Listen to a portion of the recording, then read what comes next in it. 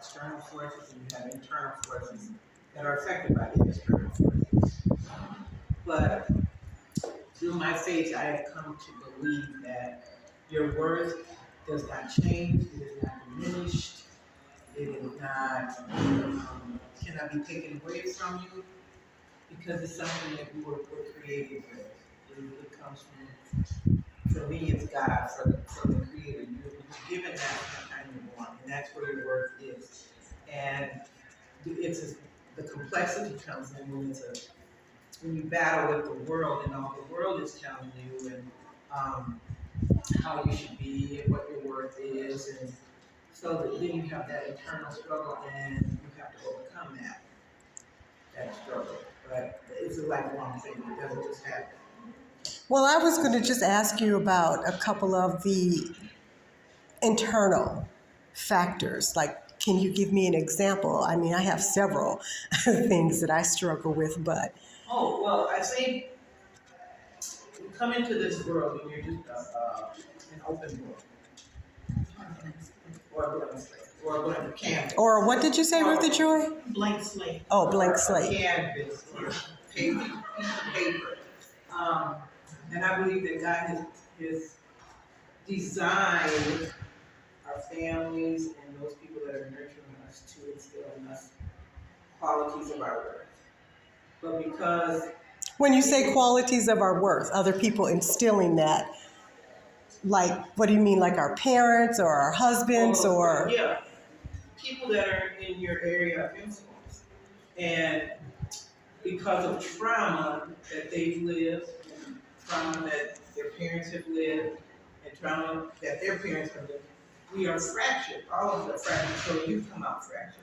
And so you struggle with the things the broken things that have been passed down to you. Like women are told, barefoot and pregnant is where your worth is. You're not worth anything in the workforce unless you're a secretary, a nurse, a teacher. They box you in. And so you have to work to overcome those stigmas that have been placed on you. You have to develop that sense of worth from inside.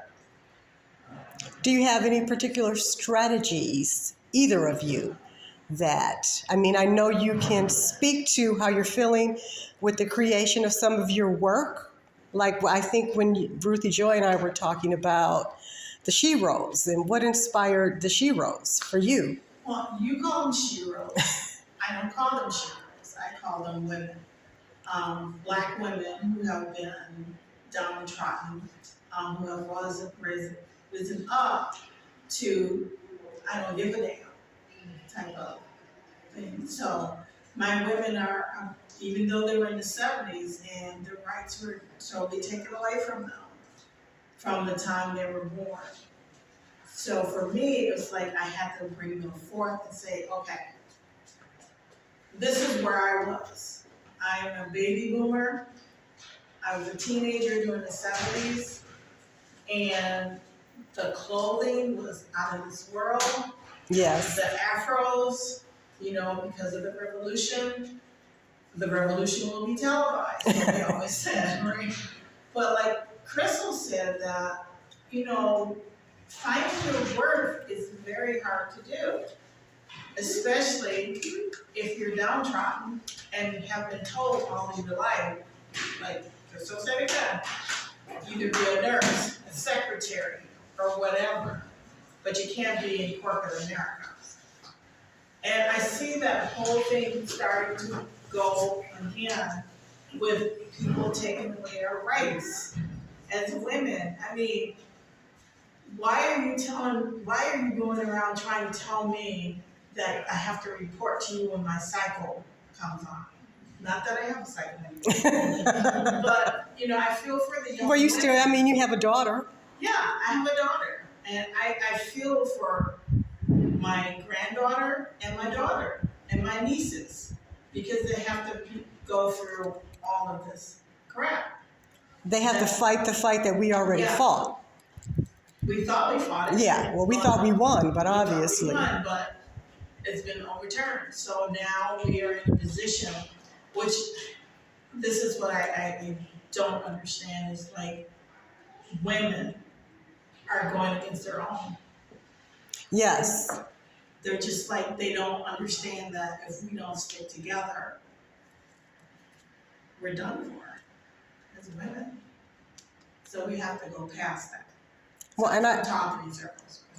well, I want to ask LaSonia, with the poem that you wrote, it's very powerful when you take it word by word and you really listen to what you're saying.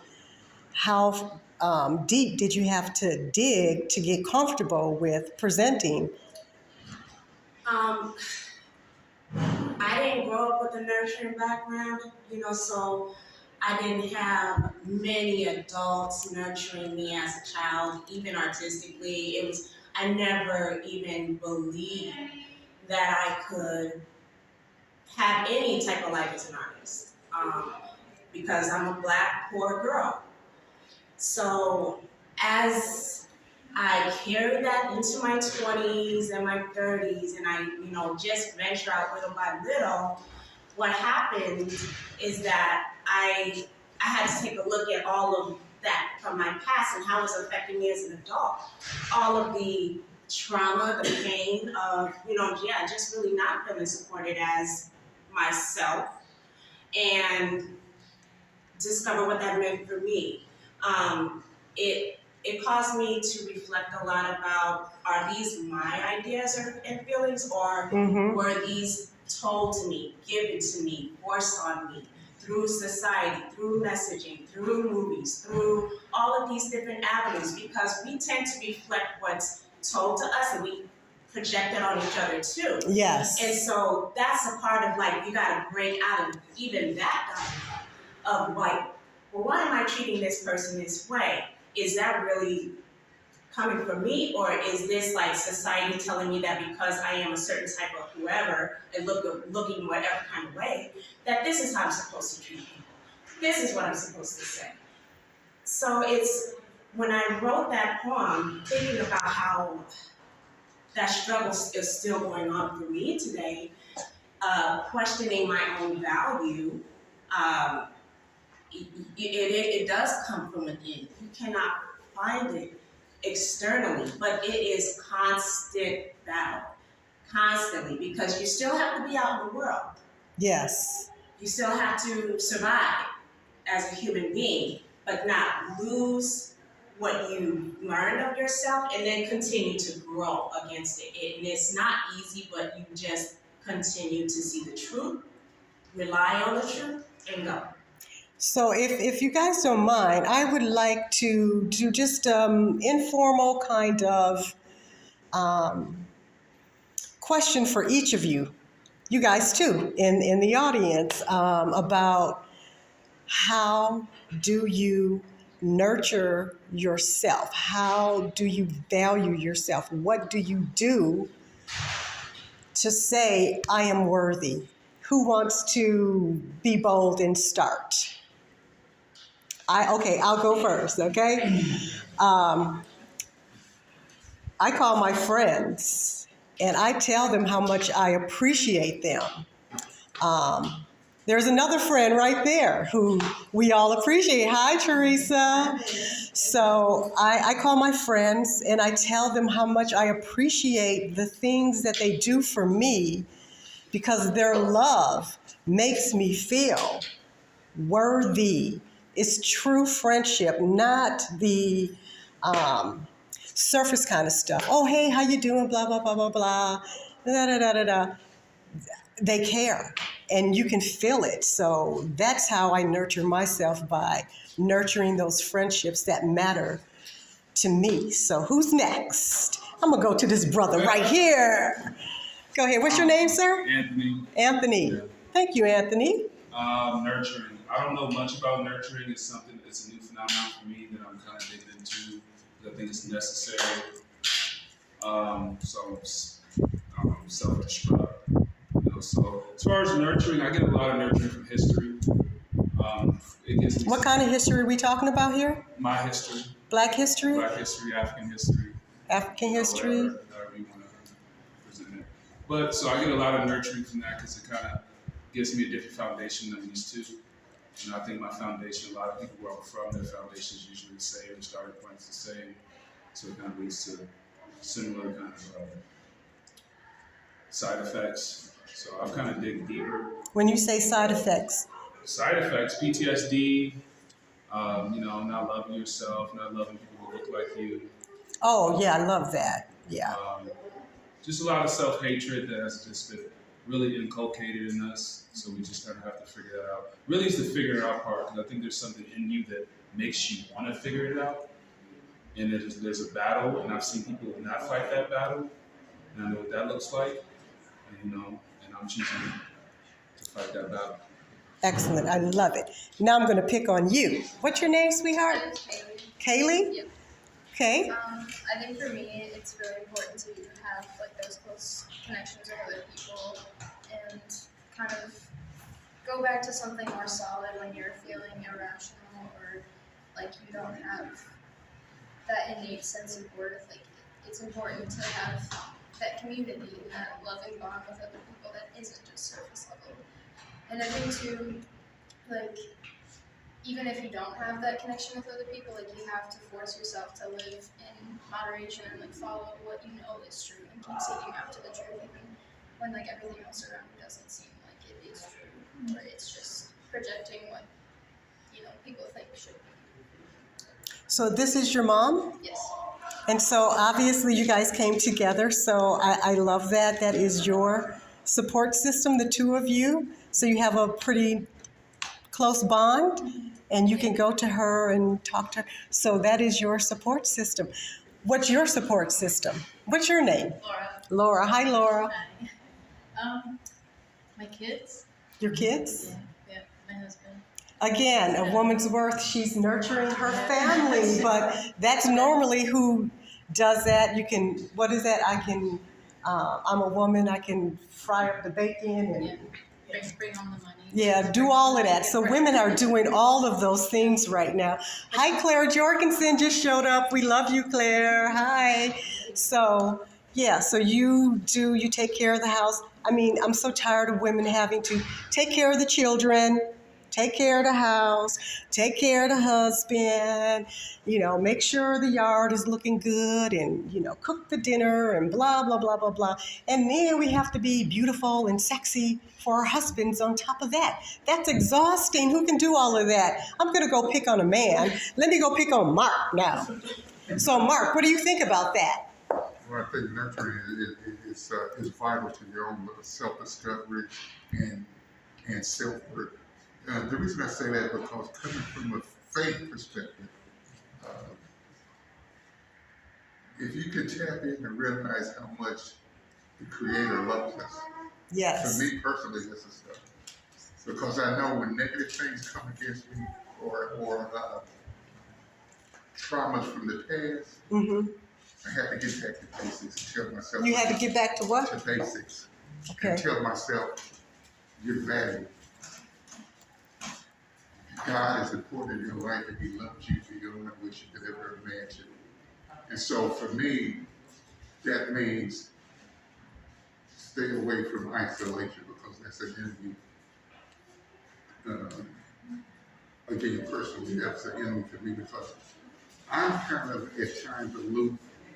I've experienced, like this brother mentioned, depression and post-traumatic stress disorder. And so coming from a background when I was a youngster, a lot of violence and negative things going on in the home and in the community, Mm-hmm. it really affected what I thought of myself. So what I'm hearing a lot, thank you for that, because that just triggered a thought in me. There's a lot of dysfunction that I'm hearing. A lot of dysfunction in families about how to love, how to be authentic, how to value ourselves. Can I maybe get this young lady back here who was in earlier? She came back. Oh my God, you would notice me. What's your name again, sweetheart? Hallie. Hi, Hallie. Do you have a way that you nurture yourself or honor those who nurture you and your worth? And don't worry, I'm getting you too, Claire. You're next. I guess I nurture myself myself by allowing myself to do things that I love, be with people I love, and I try and nurture others. I do a lot of maybe acts of service. Maybe that's how I show people that I appreciate them and I love them, and that's what I can give you right now. Well, to me, that sounds like the Lord's servant over there by helping others and making sure others are thought about. But don't forget to take care of yourself too. Oh yeah. Yeah. Okay. And this is Claire Jorgensen. She is Jody, I have a question for her. Yes. Okay. So you do service for other people. So how does that make you feel? How does that nurture you? So now I'm finding a balance between doing things for me so that I can be productive and be, effective with other people. So I allow myself to engage with different activities. That might take me away from other things in the moment, but it's just so I can refuel and I can keep going. And so I think that's what I do for myself, because if I'm not good, I can't be good for others. Well, specifically, how does service for other people fuel you? Fuel me? Fuel you, yeah. Does it do something to your heart chakra? For you. I think it does. Yeah, I mean, it's what keeps me going, That is what keeps me going. That is what fuels me. Because it's what I'm dedicated to. It's my passion. Okay. Yeah. So when you are being of service to others, Yeah. you're feeling your passion